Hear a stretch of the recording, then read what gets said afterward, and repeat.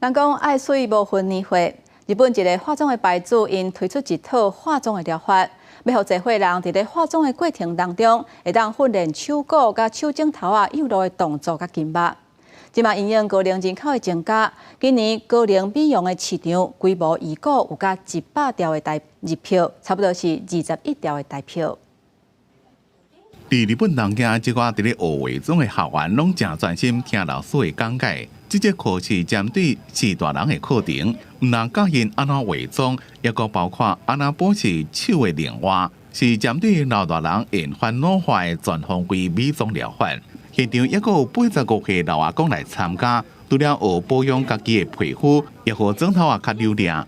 皆様初めから化粧をされている方が多くいらっしゃったので、もともと化粧意識は高い方の集まりだったと感じましたが、また普段の化粧と健康維持のための化粧のポイントが違うというところをお伝えするように。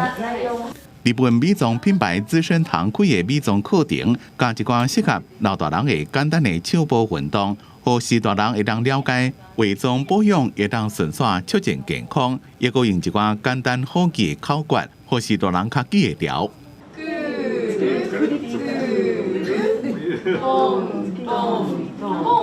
89岁安倍佳子普通时是无化妆，伊讲先去健身房运动，过来上美妆课，即嘛伊对化妆真有兴趣。上课的学员拢真期待会当学到美丽加健康的概念。例えばチークを入れるときに笑って頬骨の上から伸ばすっていうところ。